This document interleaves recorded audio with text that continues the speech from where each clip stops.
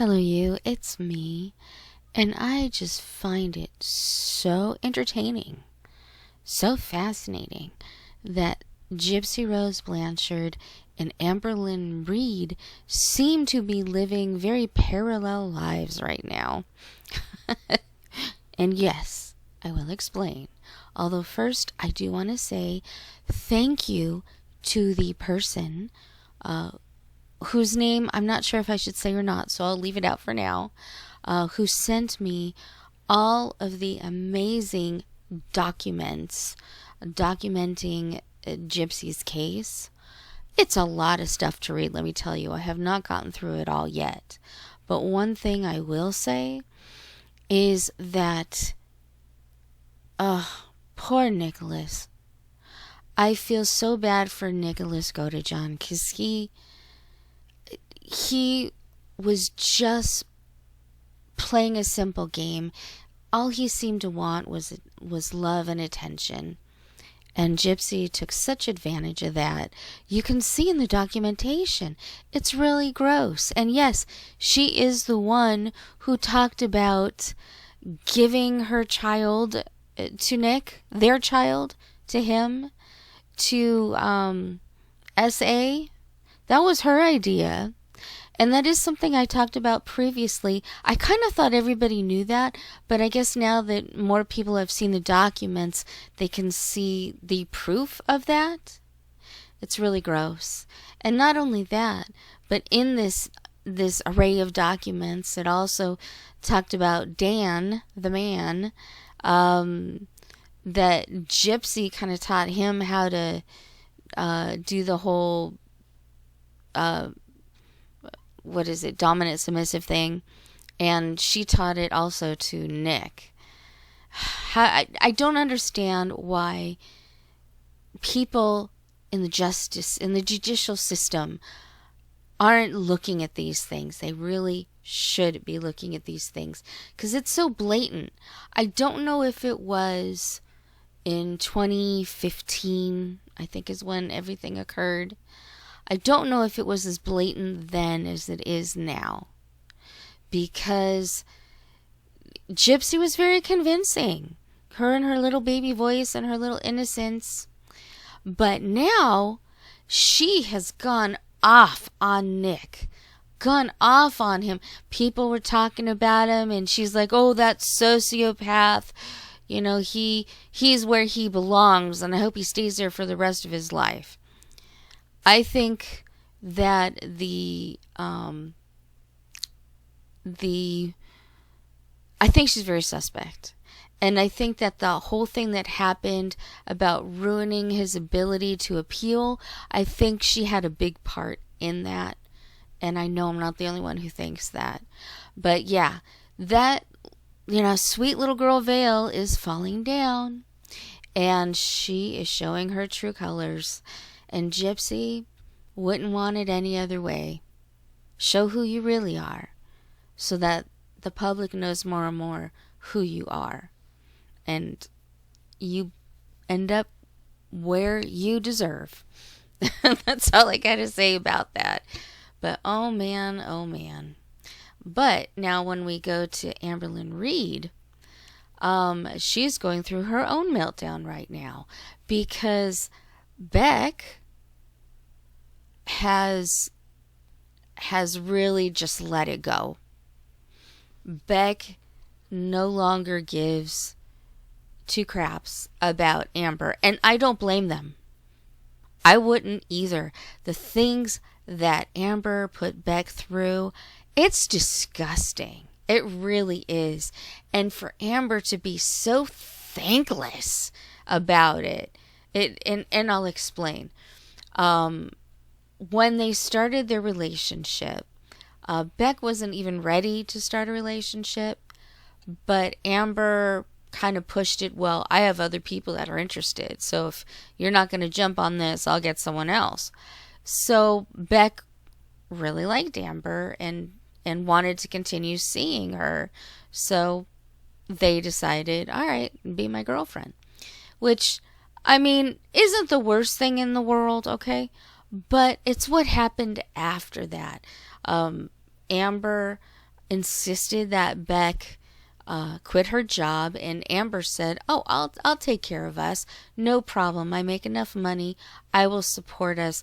All I need for you to do is take care of me, because I am a very big person and I can't do a lot of things on my own. I need someone to help me." And so slowly, Beck quit her job. Oh, and also Amber promised Beck that if she quit her job, that they'd be able to see their family more. And Beck was quite happy about that. Of course, it was a lie. Amber treated Beck horribly. Every time Beck wanted to go spend time with friends or family, Amber would time Beck. You have to be home by a certain time. You have to leave your friends at a certain time. Also, Amber forced Beck to help her in the bathroom or toilet. And this is it. This is the thing. If I was in a relationship with somebody that I truly loved and they needed help with things like that, I would help them because I love them. This happened fairly early on. I don't know if Beck was even completely attached at that point or not. But Beck did it. Beck helped her in the toilet. Beck helped her take baths because she couldn't fit in the shower.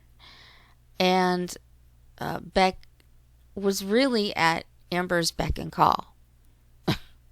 And it's truly disgusting because Beck did everything for Amber.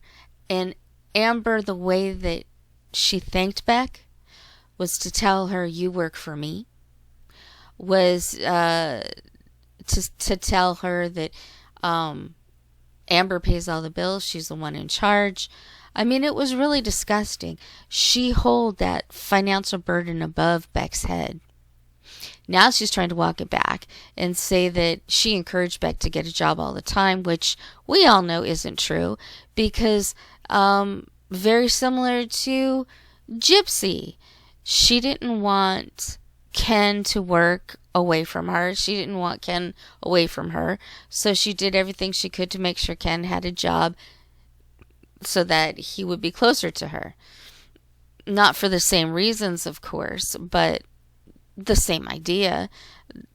Amber constantly, and Amber saying, "Oh, I never said that Beck was my employee." Yeah, you did. You said that many times during the live stream era.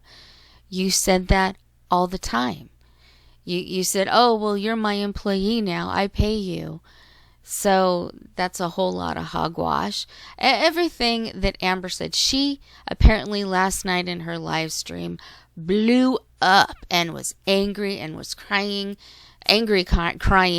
because I think Beck embarrassed her, because Beck told the truth. Beck does not come across as Beck kept their mouth shut about Amber for a long time. The problem is Amber kept poking at it, bringing it up, blaming Beck for her cancer and blaming Beck for this and that, and it's just not true. It's just not true. But you know what? I think it's kind of funny. What's the matter, Amber? You don't like people treating you badly? And Beck, by the way, isn't treating Amber badly. All Beck is doing is telling the truth, something Amber doesn't know how to do. And maybe that's why she's so mad. She never thought that Beck would ever say a thing. She never thought Destiny would ever say anything. I don't know what her feelings are for Casey. She won't even talk about him anymore. Just, "Oh no, they know what happened." It's like, yeah, nothing. You abused him. That's what happened. You abused him. If you listen to the live with Casey and Beck both together, I mean, they're both like, "Oh my God, that's what happened with me. Oh my God, she did that to me." It's unbelievable. It's a great listen. if you want to go. I'm sure you've already listened to it, but man, it's a great listen. Amber's just mad because people are coming to get her, because they are not afraid to tell the truth anymore. And I'm thinking that's what's happening with Gypsy too. People know her story was bullshit. People more and more are realizing she's not a nice person. She's not a good person. She's disgusting, and she is a monster. I'm going to keep saying that, because in that little clip she says, I don't know how to tell my child what happened. I don't want her to think I'm a monster. I'm not a monster. No, Gypsy, you are a monster. That's the truth. You murdered your mother. Whether, I think, I've been hearing more from Toddy One Skip and a few others, about the 17 stab wounds in the back. And Nick says very straightforwardly, I did about 4.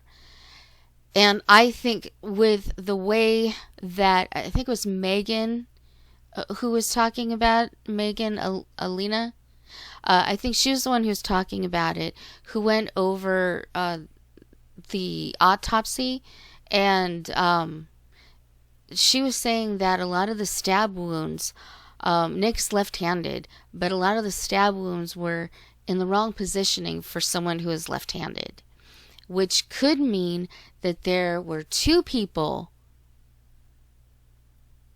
killing Dee Dee, not just one. And Gypsy, I believe, is right-handed. The other thing, too, is they never found the second knife. There were 2 knives. They only found 1. So it seems to me that Gypsy was trying really hard to set up Nick Godejohn.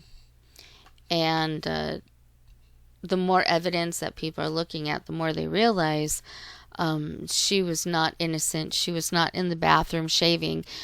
She might have done that earlier on.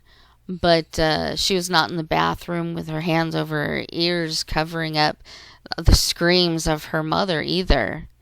I believe, allegedly, my opinion, whatever, that, they both did it together. I think that would have been the only way that Nick Godejohn would have done it. I mean, Nick tried so many times to get her to run away, to leave, to get away from a very sick mother who couldn't have done much anyway.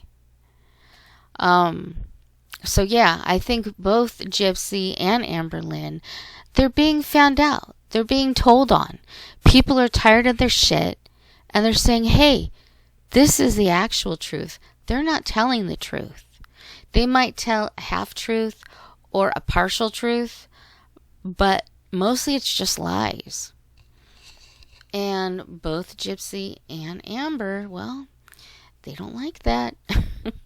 They don't like to be challenged. They don't like their egos to be challenged, because in their minds, they are perfect and can do no wrong, and everybody else is lying.